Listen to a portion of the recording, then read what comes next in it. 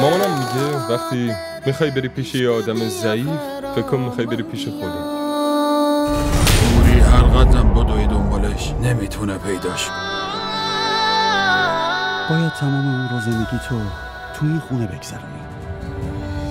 زنده باشی هوری قشنگ من، دختر من، ماشاءالله. یه لحظه وایسین یه عکس بگیرم. اون دختر منه قیصر. مثل اون زنایی نیست که تو شهر باشون رابطه داری.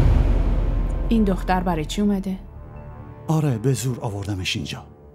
از این به بعدم همینجا زندگی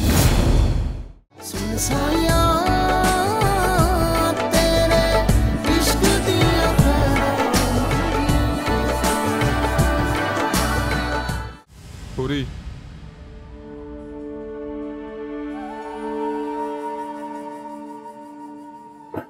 انقدر فکر نکن،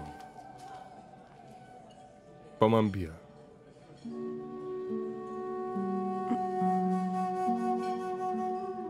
اگه بابا شرط گذاشت چی؟ چی؟ به اونا که جواب منفی میده، ولی اگه من ولت کنم چی؟ خب ولم کن، ولی من ولت نمی کنم. منظورت چیه؟ یعنی منتظرت میشینم.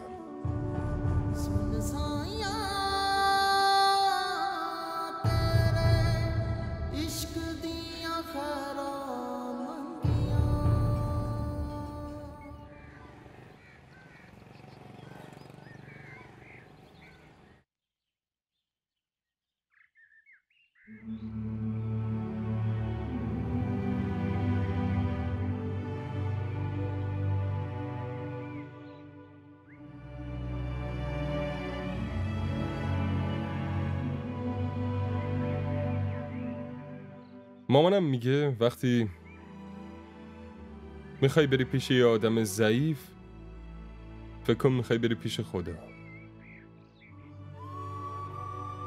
وقتی هم میخوای بری پیش یه آدم قوی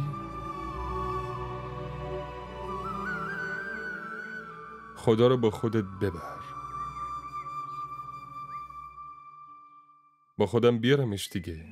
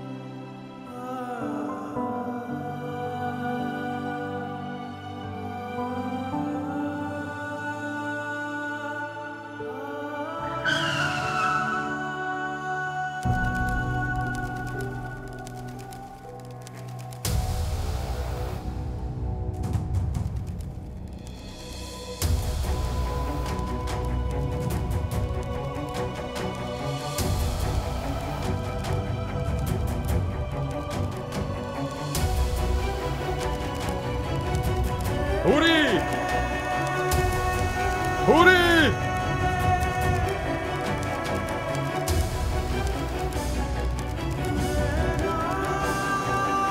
هوری! هوری!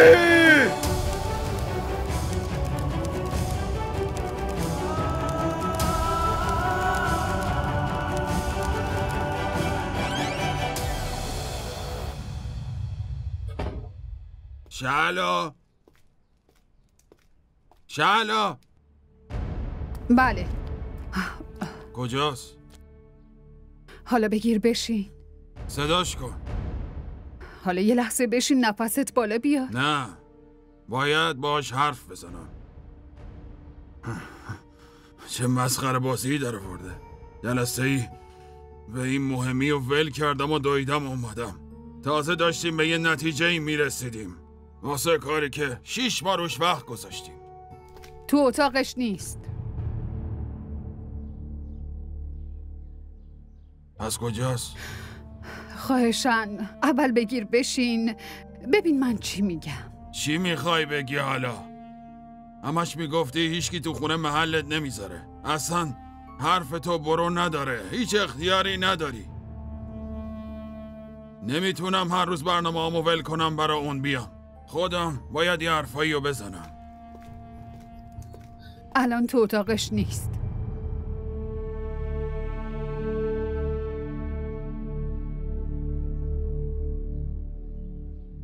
کجاست؟ بگو کجاست؟ پیدا شده ولی اینجا نیست. منظورت چیه؟ خدا، گفتم که قیصر این سایه دنبالش بود. آخرشم با اون پسر دیدش. وقتی پرواز داشتی زنگ زد گفت شما نمیتونین از دخترتون مراقبت کنین، دیگه من مراقبش هستم. حس میکنم شاید با خودش بردتش خونش.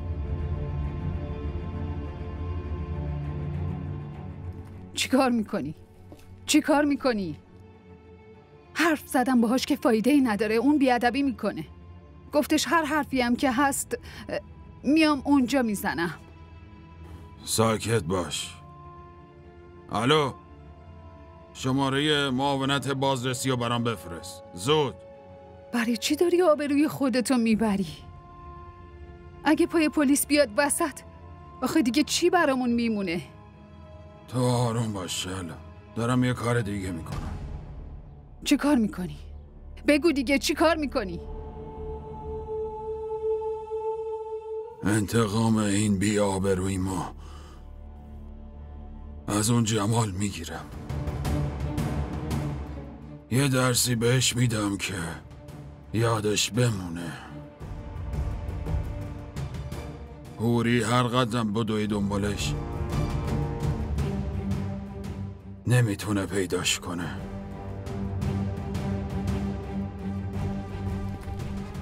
آقا همکلاسی خانم اومده ببینتت.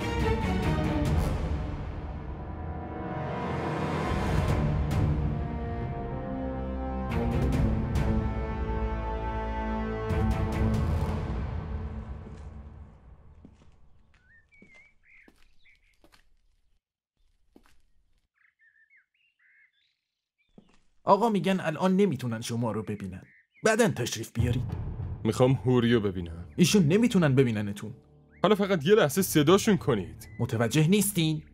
دارم میگم الان نمیتونن ببیننتون. باشه، بهشون بگو بیرون منتظرشم. پامو از اینجا بیرون نمیذارم. پاشو برو، هر کاری داری بیرون بکن. گفتم پاشو هر کاری داری بیرون بکن. نشنیدی چی گفتم؟ پاشو برو بیرون. پاشو برو دیگه.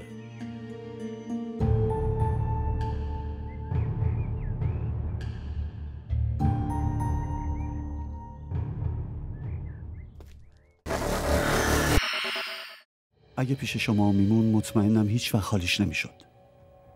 اینجا که آوردمش عقلش اومده سر جاش. ببینم غیرتت همین بود قیصر؟ فقط زورت به زنا میرسه؟ اگه اون پسره رو برمی داشتی میبردی قبولت میکردم. به حساب اونم میرسم عمو جان. برای من اصلا کاری نداره. ولی راهش اینه که اول خانواده خودم رو جمع کنم. باید این زنا رو جمع و جور کنی. وگرنه میبینی هر روز با یه نفر میچرخن. اون دختر منه قیصر. مثل اون زنایی نیست که تو شهر باشون رابطه داری.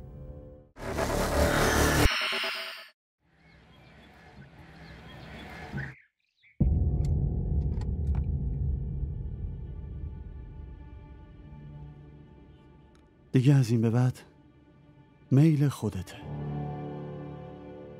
خودت به عزت و آبروت فکر کن. هیچ کس رویش هم خبر نداره که من از کجا آوردمت تو، برای چی آوردمت. ببین اصلا به نفعت نیست. باید تمام اون رو زندگی تو این خونه بگذرونی. قبل از اینکه بری داخل یه بار قشنگ فکراتو بکن.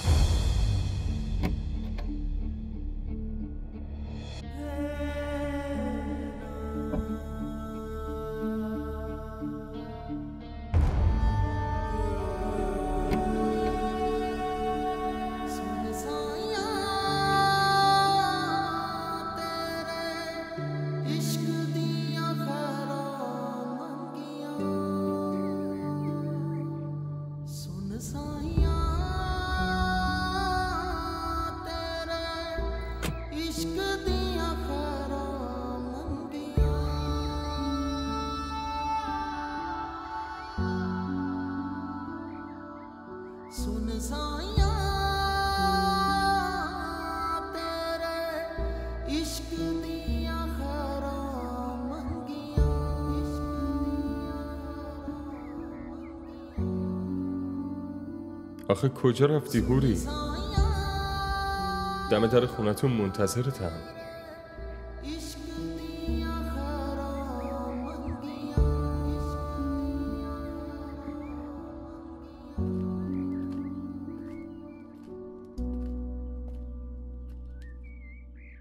سلام.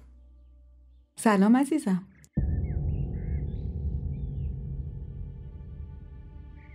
چرا جا خوردی؟ مگه گربه دیدی؟ زن من از گربه ها میترسه. باید از سگا بترسیم. گربه ها که کاری ندارم، اگه گاز میگیرن. اگه گربه ها عصبانی بشن، از سگا هم خیلی خطرناکتر میشن. البته درست میگی. نباید گربه ها رو عصبانی کرد، وگرنه سگا هم از پسشون بر نمیان. آره با چشمای خودم دیدم. این بحث سگ و گربه رو ولش کنید. مهمون منتظر نذار، ببرش تو. آره بیا بریم تو.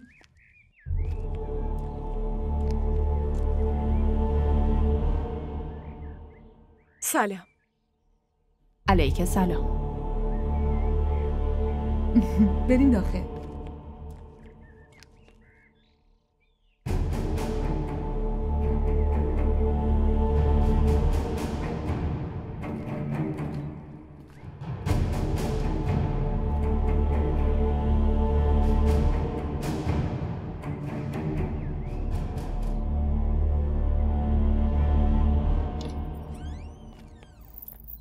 بیا تو.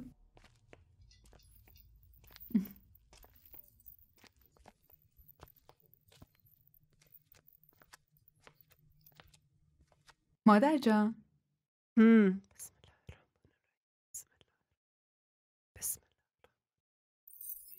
مادر جان یه لحظه ببینید کی اومده.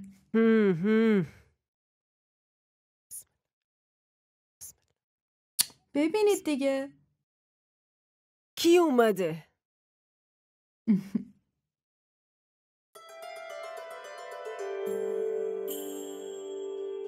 وای خدای من. بسم الله. بسم الله.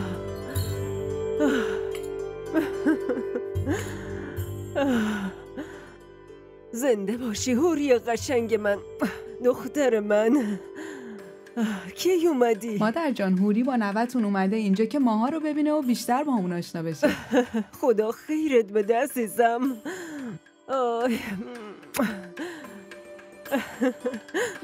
برو بریم اون طرف بشینیم.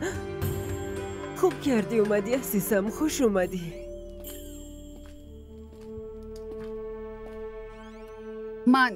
من باش حرف میزنم. چی میخوای بگی شالو؟ راضیش میکنم. حرف تو رو گوش نمیده. حداقل بهش میگم که هوری اینجا نیست. آها، باشه برو بهش بگو تا بفهمه که ما چقدر بدبختیم. به جای اینکه دم خونه خودمون وایسه بره دم خونه قیصر وایسه. شفیع درست نیست اینطوری دم در نگهش داری. آره خب برو بهش بگو بیاد. جلوش خم و راست شو براش شایی بیار. اینقدر حلوا حلواش کن تا پر روتر بشه و آبروی ما رو بیشتر ببره.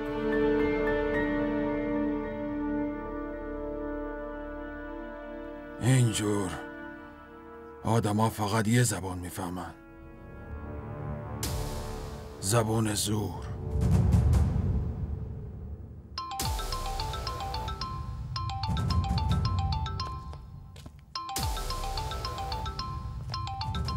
قیصر زنگ میزنه.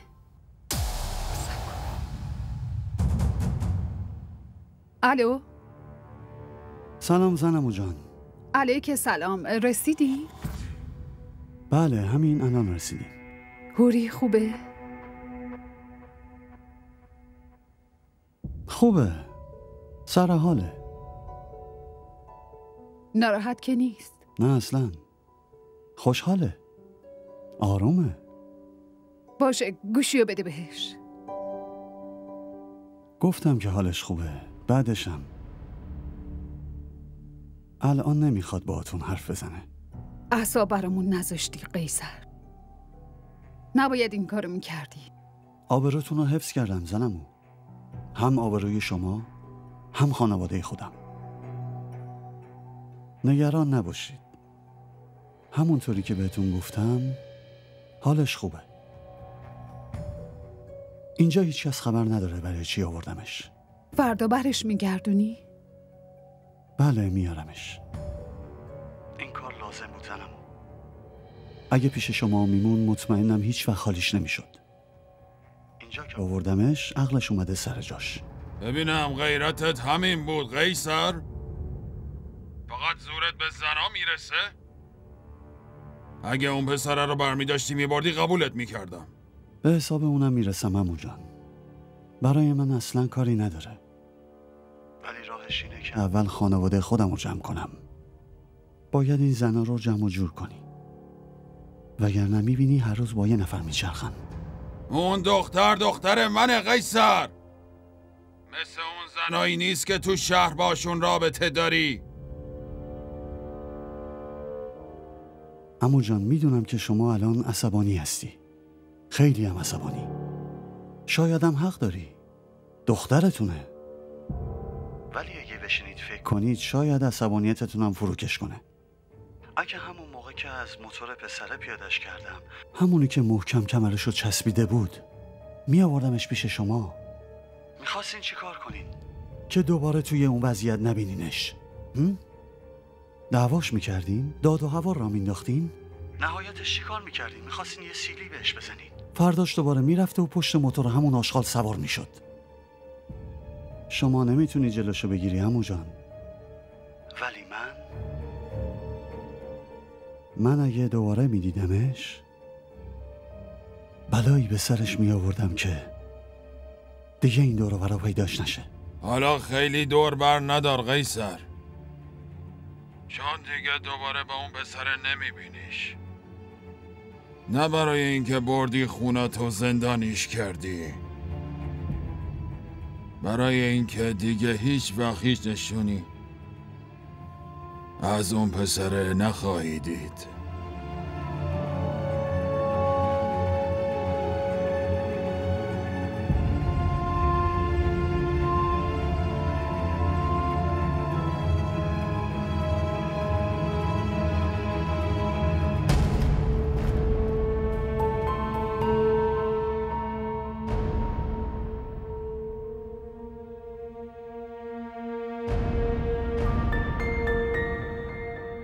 چی؟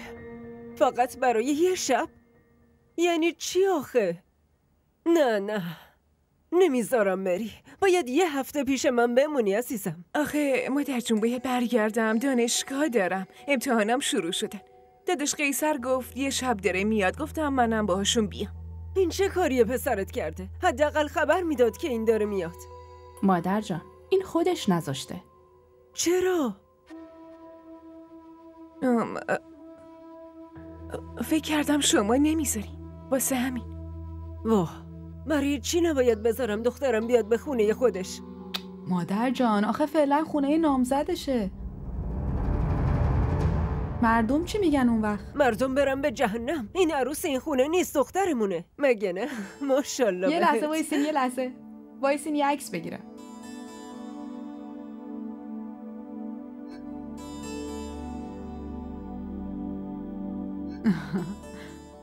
ربیه چقدر عکس میگیری؟ این همه راه اومده گشنه و تشنه، برو یه چیزی درست کن بیار. نه شما وایسین، با دستای خودم یه چیزی درست میکنم و نه شما زحمت نکشید، من گشنم نیست. چیزی که من برات بپزم انقدر رنگ و بو داره که گشنت میشه.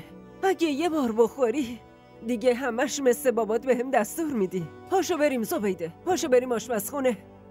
بریم مادر جان. آرد داریم؟ بله داریم.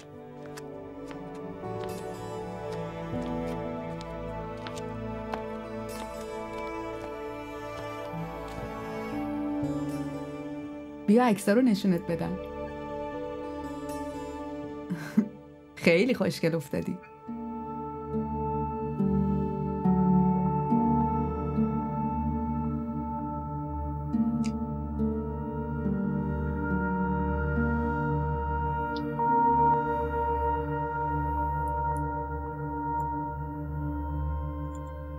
این دختر برای چی اومده؟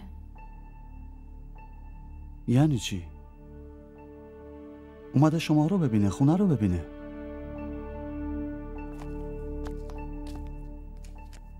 ببین قیصر، راستشو بهم بگو. دارم راستشو میگم. پس برای چی اومده؟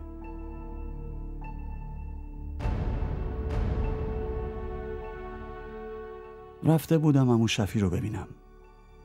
دیگه گیر داد. گفت منم باهاتون میام. میخوام فامیل رو ببینم، خونه رو ببینم چه خبره. منم گفتم نه، عمو هم گفت نه، زنمو هم گفت نه. ولی مگه حرف گوش میده؟ اومد نشست تو ماشین. آهان، پس بگو به جون پسرم. مامان این چه حرفیه؟ برای یه موضوع بی خود قسم بخورم؟ اگه حرفمو باور نمیکنین از خودش بپرسین برای چی اومده.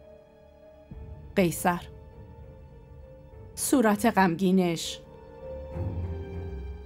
لبخند مصنوعیش یه چیز دیگه میگه. چی میگه؟ منم همینو میپرسم دیگه. آره به زور آوردمش اینجا.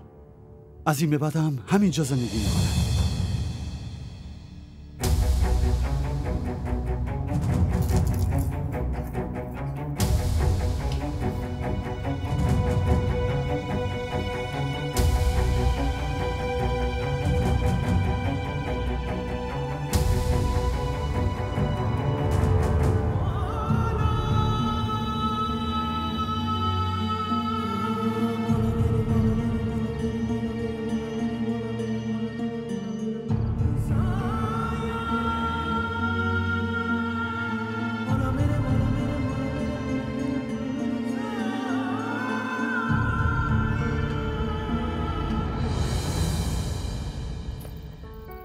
میدونی وقتی من اومدم اینجا هیچی نبود. همه چی خیلی ساده بود. فقط 3-4 تا اتاق کوچیک. بیشتر از آدمیزاد حیوونا اینجا بودن. شتر، گاو، بز، همشون تو همین حیاط میچرخیدن. میدونی اگه قبلا میومدی حتی یه لحظه هم اینجا نمیموندی. ولی همه چی توی این 4-5 سال عوض شده. قیصر بعد از فوت باباش همه این چیزایی که بهت گفتم و فروخت. شترا، گاو و گوسفندا، زمینا. بیا حالا اینجا وایسا یه عکس ازت بگیرم.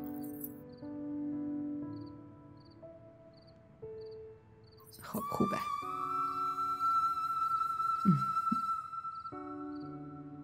یه ذره برو اونورتر. قیصر دیزاینرای خیلی خوبی آورد اینجا. ولی مادرجان همون مدل قدیمی رو دوست داشت. میدونی چیه؟ 1.5 کرور پول خرج این خونه شده. ولی میبینی؟ اصلا مشخص نیست. فقط همینه که بالا و پایینه و دوبلکس شده. ولی خب میدونی هرچی خونه های جدید دارن اینجا هست. اینجا اتاق مادره. هممون به مامان قیصر میگیم مادر. اون ساده زندگی میکنه. از وقتی که بابای قیصر فوت کرده خیلی ساکت شده. نگاه کن، منم چه حرفایی دارم به تو میزنم. بیا اینجا وایسا، یه عکس ازت بگیرم. تو خیلی خوش عکسی.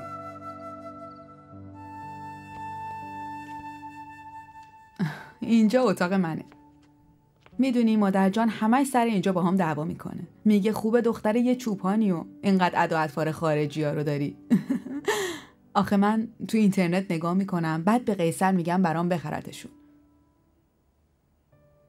باشه، بیا بریم اتاق نامزدتو بهت نشون بدم. بیا.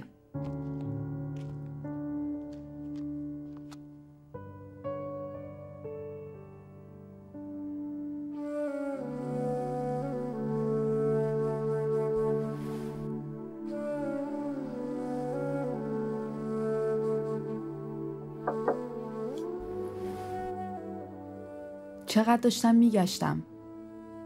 بعد یادم اومد یه لباس نو هست که آنلاین سفارش داده بودمش. یه بارم اونو نپوشیدم. فقط همین که میبینمش ازش خوشم میاد. تو این خونه که نمیشه از این لباسا پوشید. شاید وقتی تو بیای یه سری چیزا عوض بشه. یعنی امیدوارم که بشه. من توی حمومم برات یه سری وسیله گذاشتم. واقعیتش نمیدونم چی استفاده میکنی. اگه چیز دیگه ای خواستی حتما بهم بگو. همه چی عالیه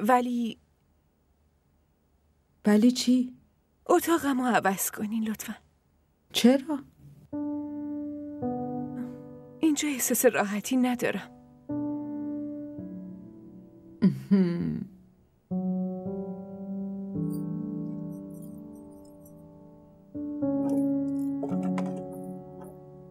حالا چطور، راحتی؟ نه، قضیه این نبود. پس چی؟ راستش جام که عوض میشه خوابم نمیبره. ببین هوری، اینجا نمیتونی هر جا که بخوای باشی. مادر جان از بالا دستور داده که تو همین اتاق بیای. اینجا هم همونی میشه که مادر جان دستور میده. اگه چیز دیگه ای خواستی حتما به هم بگو. باشه، من رفتم.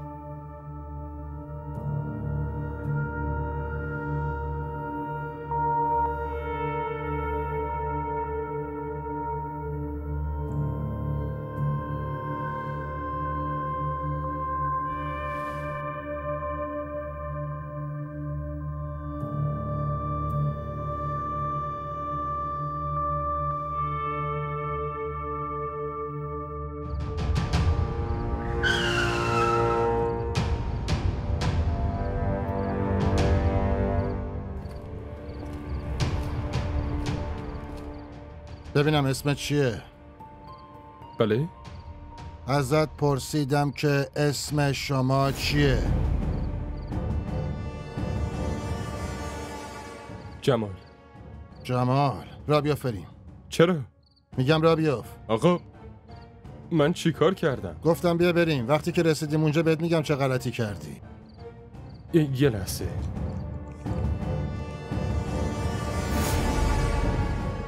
اونی که تو الان میخوای بهش زنگ بزنی بابای همونیه که علیهت شکایت کرده.